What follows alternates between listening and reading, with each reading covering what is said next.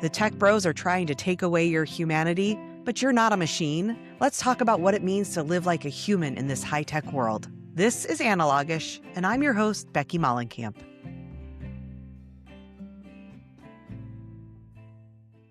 Hello, welcome back to Analogish. I am joined today by Podge Thomas, a queer, neurodivergent, multiracial creative entrepreneur who teaches people how to reclaim their curiosity and leverage Notion to build intuitive and supportive systems.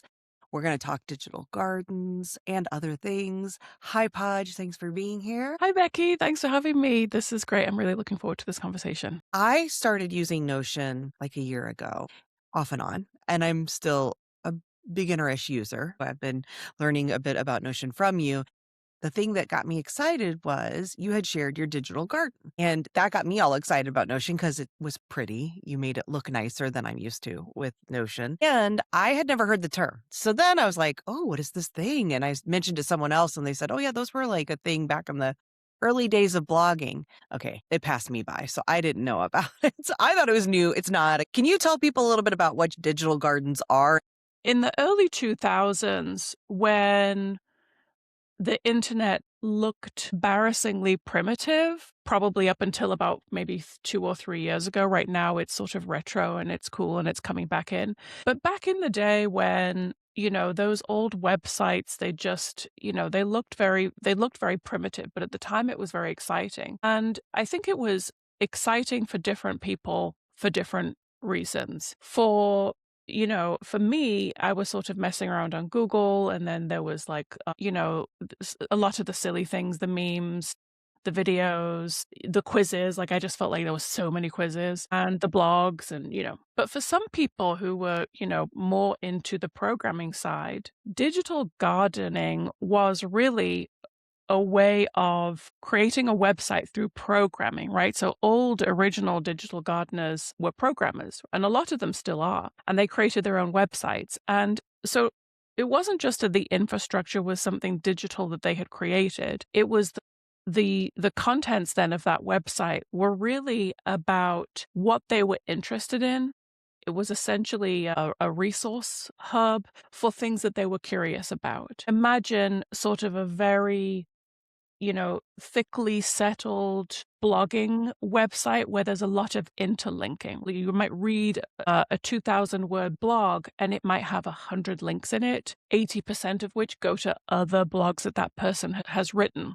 So it was this way of digitally fostering your curiosity and then expressing those findings, those things that you were learning about in this digital way. So that was sort of that was kind of the sort of like old school. I mean, there are other pieces I'm sort of glossing over somewhat. And if we cut forward to, let's say, the last maybe 5 or 7 years, we've got programs like Notion, Obsidian, Arena, Sublime, these types of places where you can build something yourself without needing to be a coder, and then also have a practice, like a digitally supported practice of being able to find things on the internet, bring them together and curate them and use them as the sort of the basis, the foundation for your output. So the way that this is how I use Notion. It's sort of like an input, a synthesis, and then an output. So I'm getting things off of the internet that just pique my curiosity for whatever reason.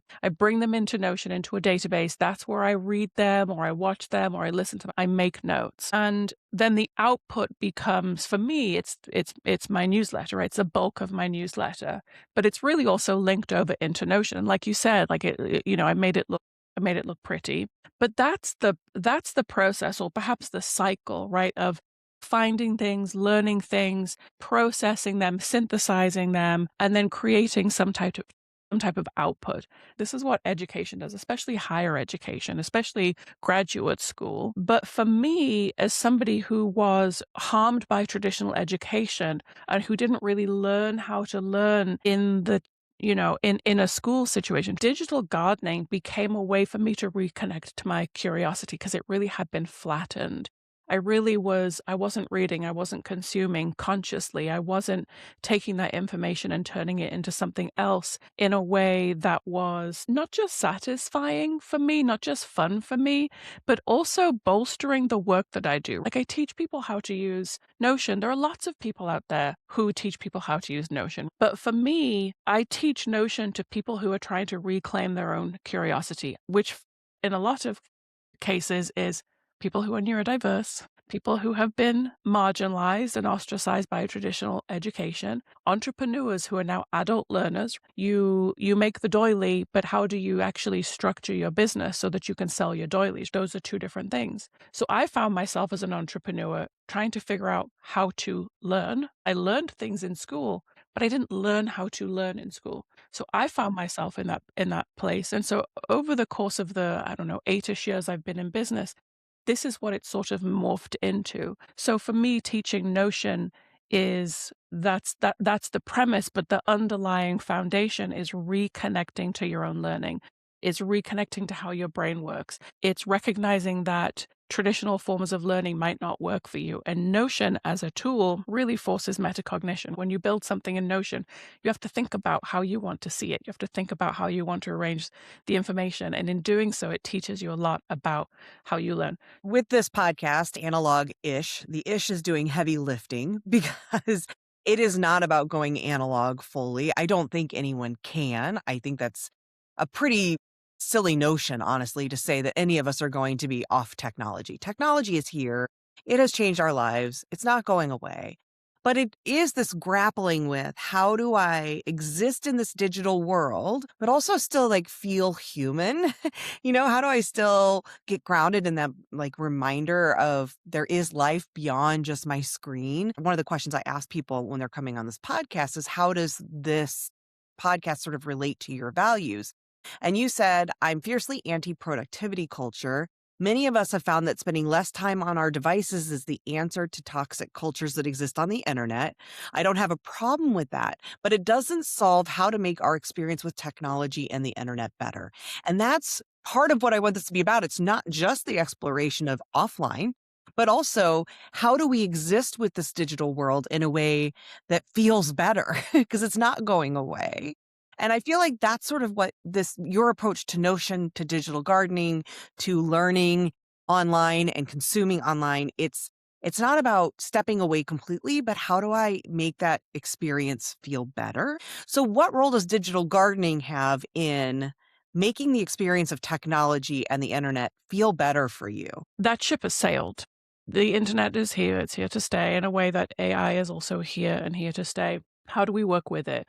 And certainly at the beginning of this year, like January, February, I noticed that a lot of people were talking about divesting from their tech, trying to get off the internet, trying to do more in real life. And I was like, oh crap, if this is what people want right now, I'm kind of screwed. I'm trying to sell workshops helping people learn how to use Notion. And I, in some ways, want to avoid using the word balance, but it is sort of that, but a little bit more than that. I love the internet. I've always loved the internet.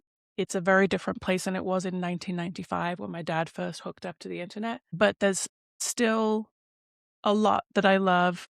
And I now have a practice of being able to find the things that aren't as easy to find, that aren't going to get fed up to you. And that, I think, is the big piece, is the algorithm for me. So I'm a YouTube person. Like, I love YouTube. I was on YouTube in the middle of the night last night because I couldn't sleep, learning about how to use CSS in Squarespace websites. I don't even have a Squarespace website, but you get my point. It just really, like, for me, it's also a great way of learning. It's a very non-traditional way of learning, right? It's not like being in a classroom where you have to sit there, you have to sit still, and you better pay attention because I'm only going to say this one time, right? Then I can interact with it, I can stop and I can start, and it's quite a dynamic way of learning. I use YouTube. I do not use Facebook. I do not use Instagram. I don't use Twitter. There are lots of things that a lot of places that I don't go to on the internet because they are driven by an algorithm. And this is really, for me, where digital gardening comes into place, because rather than sort of rather than getting sucked in to a platform that thinks it knows me and will serve me things that I'm interested in, which might be great, but then it prevents me from finding new things. It prevents me from going down a rabbit hole. It prevents me from being surprised by something that I might find. That's why I enjoy Notion so much and using Notion as a digital garden, because I'll there's time where I want to be on the internet. I just want to kind of get lost. I want to go find something. And that is a time for me to collect. That's where I'm collecting. Oh, this looks kind of cool. It's very rare that I'm going to be on the internet, like on somebody's website, on somebody's blog, on YouTube, even consuming the content there. I actually want to kick it over to Notion, and then I want to go over to Notion to read it, right? I want to read my article from a Notion page. I want to watch my YouTube video from a Notion page. I want to listen to my podcast from a Notion page. That's where I sort of consume. So that's what helps me avoid what I think is like this huge pitfall of the internet. I think the algorithm is really one of the worst inventions. It's one of the, like, I understand why it exists, but it really exists to make other people money. And it sort of exists to keep me kind of locked in, keep me in, in a dopamine spike, or this like constant search for a dopamine spike. It doesn't allow me, it doesn't naturally in and of itself really foster my curiosity. It kind of flattens it out. It kind of dampens it down. I sort of want my experience on the internet to feel like it's my choice. I choose to be here. I found this random thing, and I'm going to watch it in my own time, or I'm going to look at it in my own time, or I'm going to read it in my own time. I don't want to feel like I'm on this or that website and all of a sudden I'm being pulled away by an ad, or I'm being pulled away by some kind of suggestion of the next thing. The other part as well is, when it comes to Notion, there are lots of cool things that Notion can do now with AI, lots of ways that it can be automated. You can click a button and all kinds of things can happen without you even having to build it or to think about it in the first place.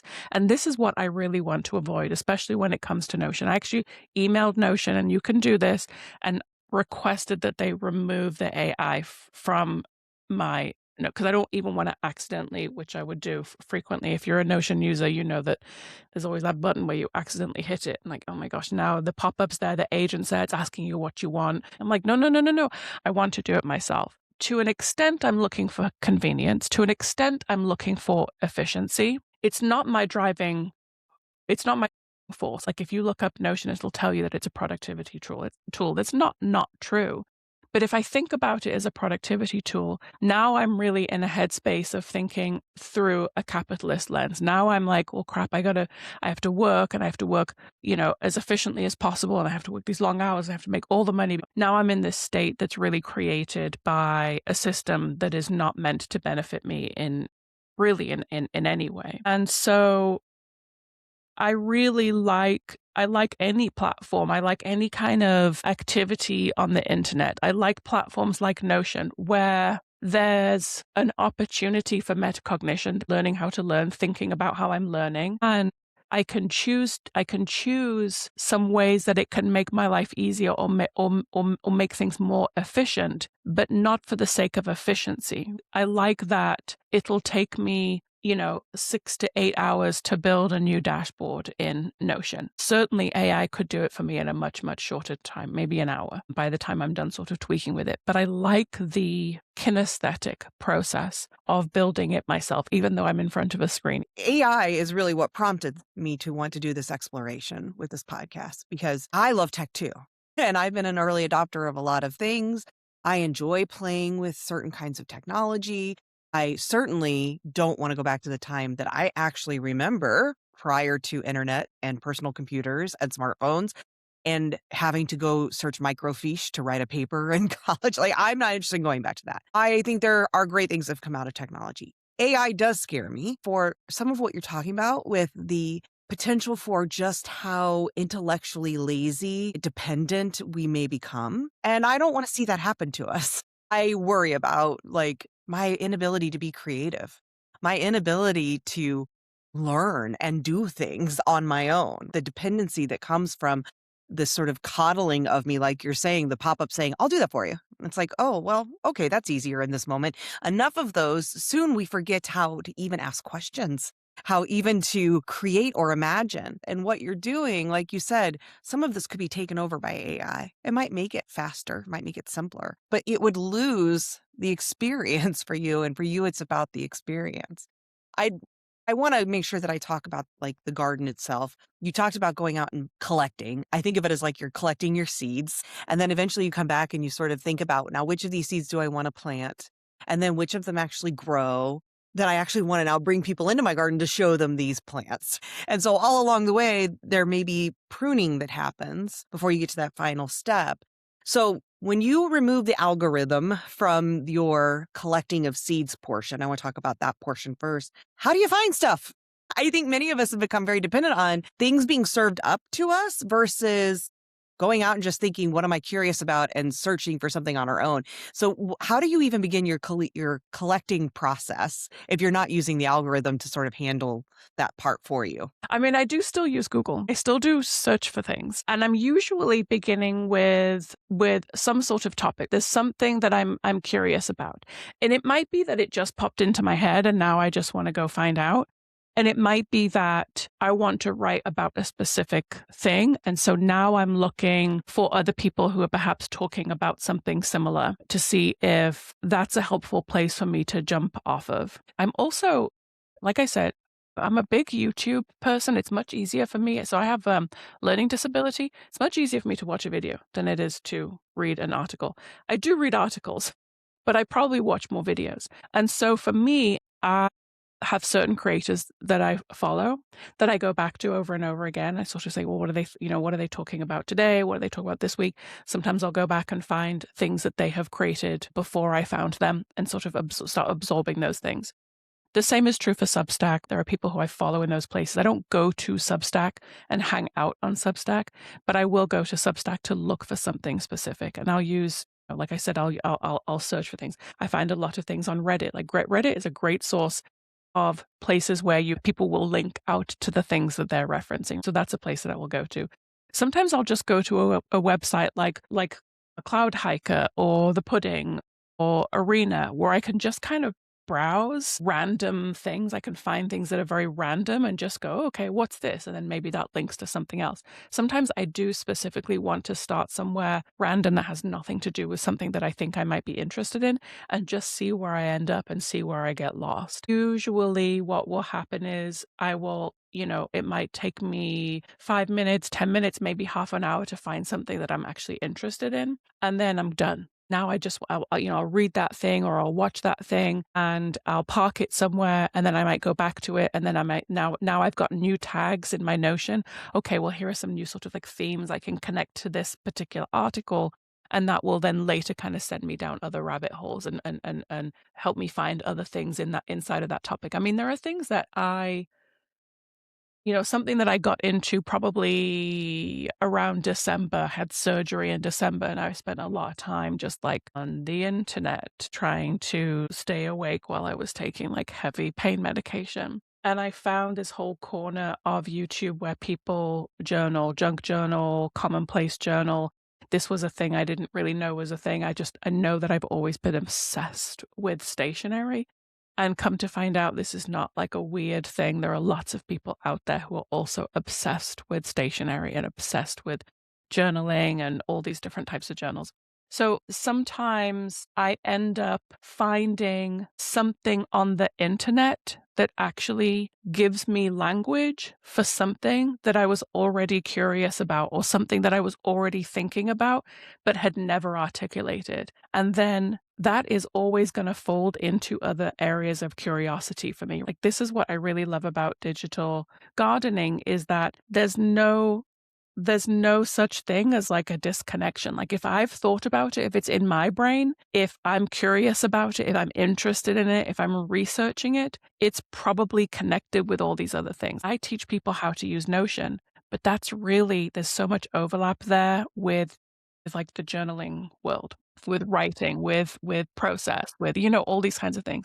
In terms of that collection, it really is, it's oftentimes just driven by like, oh my gosh, I might jump up from the table and go, I just had this idea. I need to go see if I can find something that someone else has already written about, or something, someone else has already talked about this. I know there's something there, and I'll just keep pulling and pulling and pulling until I sort of start to get my bearings. So you're driven by curiosity. And Yes. then it moves into sort of the learning and connecting stage from what I can hear. So, like, the gathering is like, I'm just curious about this thing. Let me see what else is out there around this. And then you kind of bring back the most interesting specimens you find. And you're like, okay, now let me start to actually think about how do these connect to other specimens I have? How do I start to make those connections? How do I learn more about this, start to go deeper into this, right? So you're bringing into Notion for that process. I love this idea of you're tagging things with different topics and themes so that then you can say, let me just search this topic. What other things do I already have in my collection about this? How these things start to connect, which is really cool.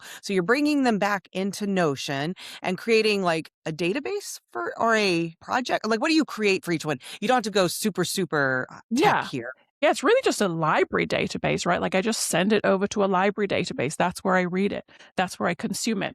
And then the others, and then I'll sort of take some notes. And then the output then is really a separate database. Like, if you've read my newsletter and you've clicked on the button that says go read this in my digital garden, that's the page that's going to take. Like, that's when I have enough thoughts to string together, at least, like, I want that first iteration to be at least like 500-600 words. Doesn't have to be huge, but that seed, as you say, it's just something. It's something that I'm reflecting on. Maybe read this article, that article, watched a couple videos, listened to a podcast, and there's enough there that's made me think about something. And so now I'm pulling it together into sort of a new entry in this Notion database. This is on your back end of your garden, right? You actually can see some of the back ends.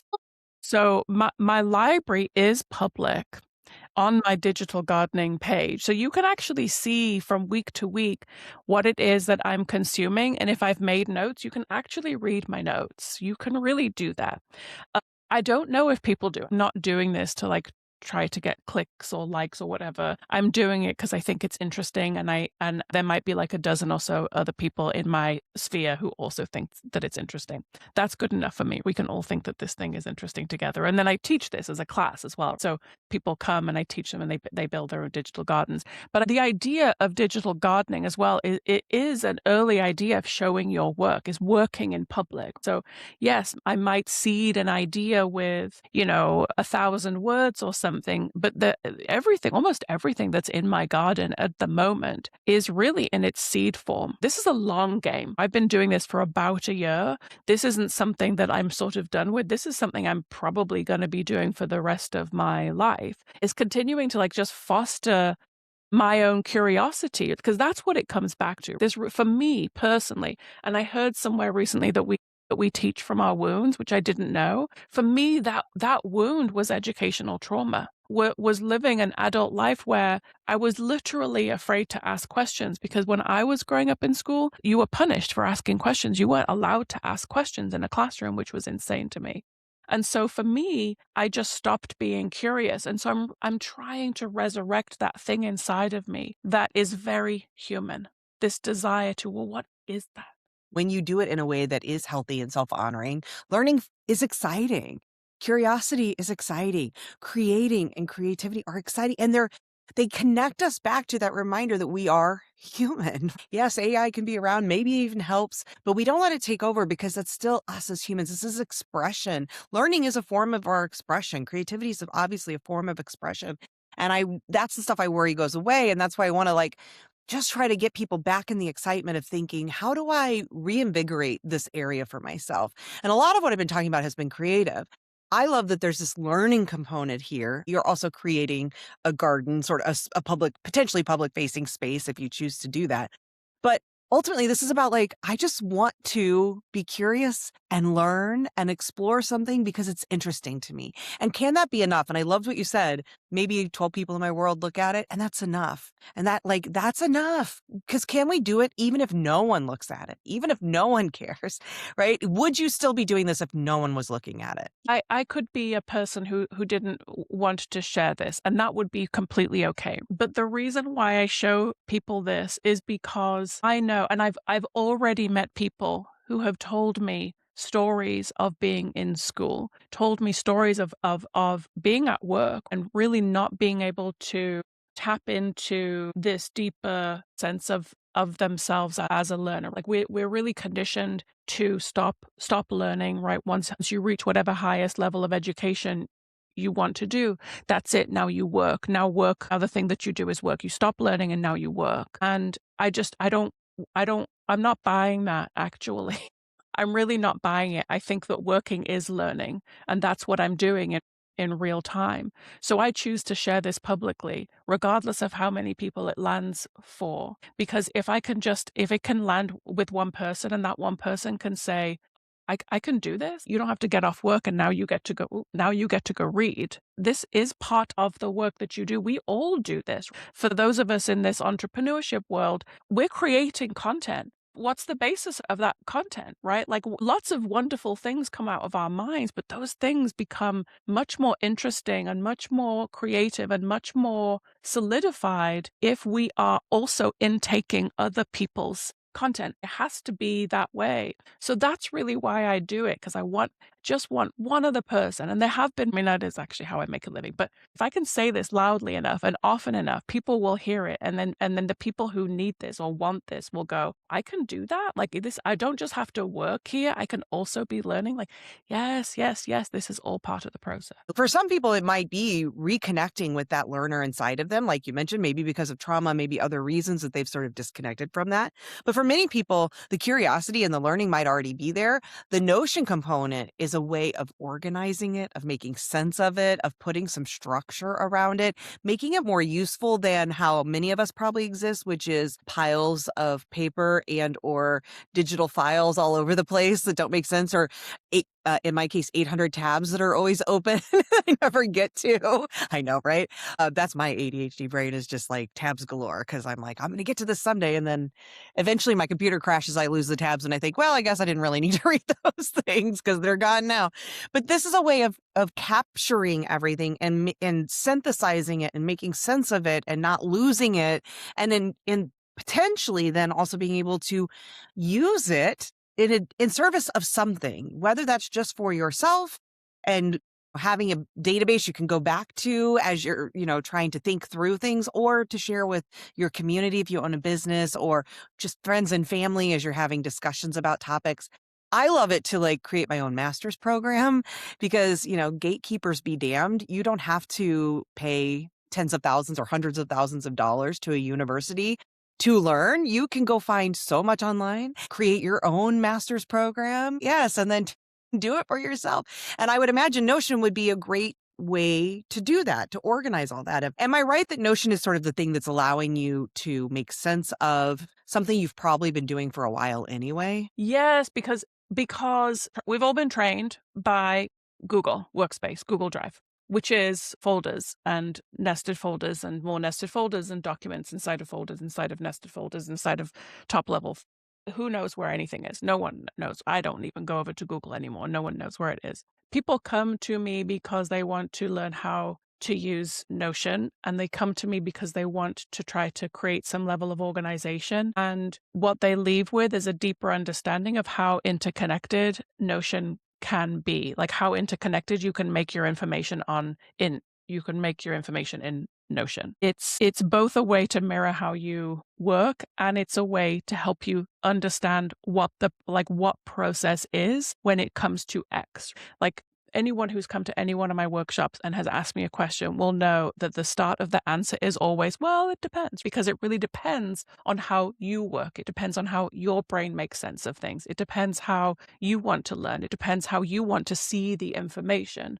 I'm here to help you think that through, and I can give you some ideas about how I would approach it, but ultimately it's going to come down to what makes sense for you. And I think this is why Notion is great for digital gardening. It's why it's great when I host courses, like group programs, I host them in Notion. It's a great tool for content management. We're all out here creating content. I just did a workshop last week on content management. It's great for so many things because we can create it to mirror process, to mirror how we think, to mirror what it is that we want to do. And again, I think the piece that's exciting and relevant to this is the ultimate goal is to make more sense of your online landscape without all the overwhelm, without all of the manipulation. It's manipulation by algorithms, by companies that are trying to pull you deeper or pull you into more places or sell things to you. If we can strip some of that away and say, I can curate my own space that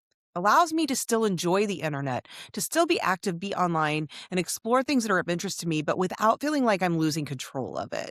And I think that's what I'm hearing you say. And I think that's so exciting and why I wanted to include this conversation. And for people who don't yet know about Notion or are wanting to learn more about Notion, you offer all kinds of courses on that. So you walk people through how to build these databases because it is a database and it can be a bit challenging when it's new to you and it can take a little time. But like you said, it has a lot of power to do a lot of things if you learn how to use it. So where do people learn more about your programs on learning more about Notion? Definitely go to podgethomas.com. That's my website. That's where everything is. And I've got all kinds of programs in there. So I do, smaller workshops. I used to try to do 90-minute workshops. Ha ha ha. What a joke that was. Like it is. And then I was like 2 hours and then I kept going over. So I do almost every month, I'll do like a 2.5 hour workshop that you can sign up for. I'll teach you how to use Notion from scratch through a use case, right? So we pick like, we're going to do it on content management. This next month, we're going to do one on how to automate your launch in Notion. And so for me, I think a really helpful way for a lot of people to learn is to sort of show it through practical application. So that's what we do. So definitely go to podgethomas.com and grab that. I also have a really great freebie that teaches you how to create your own DIY YouTube in Notion. It's a whole thing. It's really super cool. It's actually the system that I use myself. I'll give it to you, Becky, so that you can share it with your people. You can go ahead and grab that for free. Of course, it gets you on my newsletter. And that's a really nice way to, and again, just building it from scratch. I literally show you every single step that you need to do. I also have written instructions in case that's a more helpful way for you to learn. And I walk you through the whole process of setting something up. So if you're new to Notion and you like YouTube, I feel like a lot of my people also like YouTube. This is a great resource that will not only help you pull away from this platform that has a really strong algorithmic pull, but it will also give you some new and hopefully some exciting new things to learn in Notion itself. And if you get on your newsletter, which I am, then you get to see Podge's digital garden. I love getting your newsletter because I just love to see what you're doing. And I love the different approach. It's different than most newsletters you get, which is makes it stand out for now until everybody has their digital garden going again. Thank you so much, Podge. I really appreciate you. Thanks for having me, Becky. This was a great conversation. Thanks for listening to Analogish. This episode is over, but the world is still out there. Go find it.